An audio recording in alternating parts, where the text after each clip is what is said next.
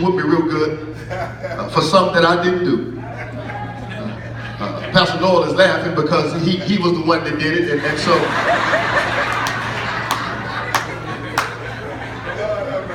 it's been almost 30 years. I still remember, so it must have been a good whooping. So my mama, she whooped me for something that I didn't do, and it wasn't until we were grown that Pastor Noel he went to Mama. He said, "Mama, it was me. I take full responsibility." How many know by the time he took responsibility, it wasn't as full because some of that came out. My question for you this morning, here it is: how many people that you love and are connected to are going to have to continue to get whippings they don't deserve because you refuse to take responsibility for the role you played in the whole situation? I wish I had somebody in here. There's some people in your life that are going through what they're going through because you refuse to take any responsibility. DJ don't make many CDs today. They're not going to buy these because I'm... How can you not take some responsibility for the situation you find yourself in? It is God's desire for us to have the best of life. He said, "I've come that you may have life and that you may have it more abundantly." But what I have discovered, here it is that God will bless you so good that you will find yourself in a battle between the gift and the giver. My God, come on, Pastor. I see you. God has a way of hooking you up so well till you find yourself divided between the gift that God gave you and the God that gave it to you. My God, my God. I wish I had somebody here. Oftentimes, if you're not careful, when God blesses you, you'll begin to worship the gift. Yes, sir. And forget about the giver. Let me help you this morning. Don't ever run off with the gift and leave the giver. Because the giver can give you, I wish I had somebody in here. The gift can't give you God, but God can give you the gift. The reason that some of us find ourselves in the situation that we're in is because God blessed us. He wanted to give us the desires of our heart, and He blessed us with the very thing that we asked Him for. But when God blessed us with it, we took it and ran, and we left God out of the equation. And when it is that you leave God out of the equation, you open the door for the enemy to come in. Please hear me. Your choice in this season, hear me, saints, is critical. Because what you decide can put your relationship with God in jeopardy. I have a question for you this morning as we enter into this season of Thanksgiving. Do your choices please God? Do you choose to please God in your choices, or are you just concerned about pleasing yourself? I know it's a bitter pill this morning. Are you facing the conundrum of asking the question, am I pleasing God with my choices? And if I choose something that pleases God, will I be pleased? I wish I had somebody in here. And so, if I choose something that pleases God, then God and I are good and everything is okay. But if I choose something that does not please God, then we got an issue. And because, here it is, Connie, I've walked with God long enough to know what pleases Him. That's why God can say, anything that you ask in my name, I shall give it to you. Because in other words, it's just like Him asking. Come on, stay with me. See, it's one thing to speak to somebody. It's another thing to speak for somebody. Yes, sir. Yes, sir. That you got to know a whole lot about a person in order to be able to speak for them. And so if I allow God to use my mind, if God is using my hands, if my feet are being used by God, if God is in my heart, then here it is. My choice is His choice. Yes, sir. And His choice becomes my choice. Are you with me this morning? And so here it is. If God then, here it is. If God is pleased with my choice, watch this, then God will take care of it. It could be that the reason you're having such a problem with what you chose. Let me talk to this side. It could be that the reason that you're having so many problems with your choice is because God was not in it. I hate to be the bearer God will not stop you from choosing, but he will not be held hostage by what you decided to choose. He won't stop you from choosing, but he will not be held hostage and held responsible for the outcome of it. Be very careful how you choose in this season. Touch your neighbor and say, he's talking to us, he's talking to us, he's talking to us. When we look at our text, God had already provided everything that Adam needed, watch this, before he made him. And so God didn't make anything after Adam but the woman so that he could have someone to share it with. He had everything before God made him that he needed. Somebody shout need. And when God noticed that he had a void, God said, it is not good for man to be alone. I will make him a helper, watch this, comparable to him. And so here it is, Adam had everything. There was nothing that Adam needed before he sinned. Somebody shout need. You see, when it is that you make a wrong choice because there was a need, then you can fall on the mercy of the court and ask them to forgive you, even though it's wrong. They'll give you a little more leniency. Why? Because there was a need. There was a need. She took the food because she had a hungry child. There was a need. She hooked the gas back up because her baby was in the house and it was getting cold. There was a need. But when it moves from need to want, you just did it because you wanted to do it. I went because I wanted to go. I stayed because I wanted to stay. I drank it because I wanted to drink it. I smoked it because I wanted to smoke it. When it moves to want, then you go into an area of self and selfishness. And so here it is in our text. Man decided to make a choice. He decided to make a choice. Here it is. And to leave God out of what he chose. And when you leave God out of what you choose, hear me, you're doing it yourself. So when I decide to do it myself, who is responsible for what happens? Slap your neighbor and say, you, it's all on you. It's all on you.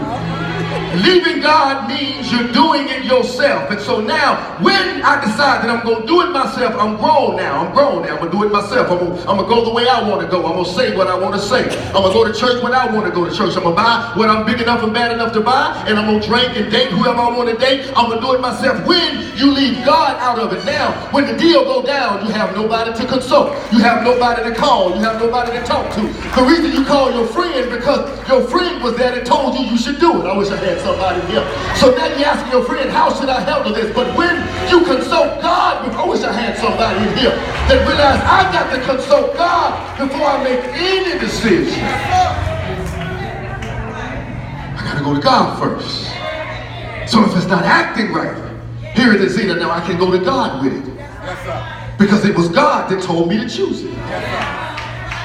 And because God told me to choose it, now God is responsible for helping this thing work. I wish I had somebody in here. And so because you did not go to God and you just chose it because that's what you felt like doing. I'm tired of being by myself and I'm tired of going to an empty house. Just look at your neighbor. And I'm tired of going out to dinner by myself. I'm tired of going to the movie by myself. I'm tired of being broke. I'm tired. So now you hook up with something.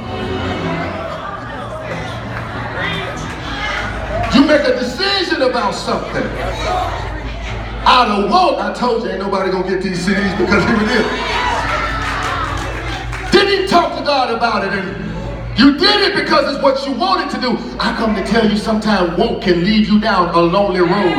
Want will get you out there and leave you out there all by yourself. Is there anybody in here that can testify? Preacher, you talking about me. Because if I would have just got myself together and left some stuff alone, I wouldn't be in the situation I'm in today.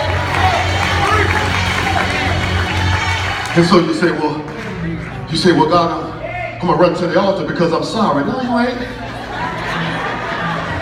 And a sign that you're not sorry is because you keep doing the same thing over and over again. And you only become sorry when you get caught or it don't work no more. Oh, y'all don't like me today. So are you sorry or are you guilty? I wish I had somebody. I wish I had somebody here. Because true apology is a sincere repentance. You cannot repent without accepting responsibility. Let me talk to this side over here. You cannot repent without accepting responsibility. It is not until you accept responsibility for your role that then you can get down on your knees and say, God, forgive me. See, responsibility makes you humble. It makes you stop looking at other folk and look at yourself. Somebody say, I'm full responsible. I'm fully responsible. Now I can repent. The Greek word for repent is metaneo. Metaneo, here it is, means to think differently. And so now that I have repented, now that I can think differently. So what it is when you begin to think differently, now you make up your mind, I don't want to be connected with anybody who only wants to see what's in it for them.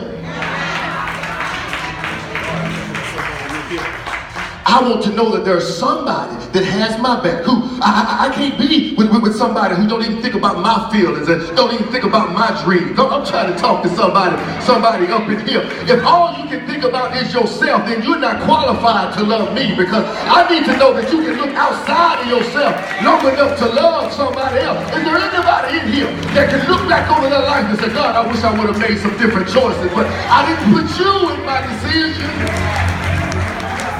Somebody say, I take full responsibility. And so here it is. My change in thinking changes my perspective of what's important to me. And so when it is that God changes my thinking, stuff that I used to think was important, I realize was not that important. See, you would never be a success if you're the only one that can ever make it. It has to be in your mind that I'm going to do this because I'm going to exclude everybody else, and I'm going to make a choice. I'm going to make a decision that only benefits me. When you do that, you will never be a success. But you have to get to a place where you say, God, I'm not going to be happy until everybody that's important to me is as happy as me. It's a terrible thing to be excited about life but be surrounded by depressed people. I wish I had somebody in here. Because depression then becomes contagious. You have to take some responsibility for where we are right now. When you look back over your life and you stop pointing the finger and say, I'm here because daddy was not there. I'm here because mama was not there. I'm here because I didn't have this growing up. You have to take some responsibility and say, it's me, oh Lord, standing in the need of prayer. Not my mother, not my sister, but it's me. If not, you would choose to hook up with a prayer partner that can't be excited about what God is doing in your life because they still mad about what's lacking in theirs. And you got to be able to tell them, can you just celebrate with me until God do what he's going to do in your life? Can you just, I wish I had somebody, can you just shout with me for the things that God is doing, for the change he's making in my life? Is there anybody here want to find somebody that's willing to celebrate with you? That say, God, thank you that you blessed my neighbor's marriage. Thank you that you blessed their house. And thank you that you blessed their children. I take full responsibility. Yes, sir. And so here it is. I'm going to tell you this. I'm going to let you go. God told me to tell you during my prayer time. God says, Luke, when you get to church tomorrow, tell my people they owe me an apology. Owe me an apology after all the stuff I've done for you, all the things I've brought you through. And you come to church with your arms folded and your legs crossed like you're doing me a favor. But you owe me an apology. You owe me an apology because you're saying, I wish this preacher hair upside down so I could go home and watch the game. If it wasn't for me, you wouldn't have a TV to watch. You owe me an apology. I have protected you from danger seen and unseen. And you can sit there like you ain't never made no mistakes in your life. You owe me an apology. I bless you.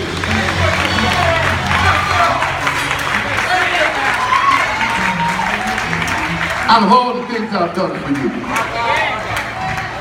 I didn't let the car wreck kill you. I didn't let the bullet shot kill you. I didn't let those things defeat you.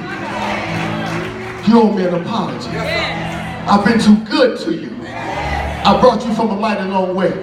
It's because of me that you got the job.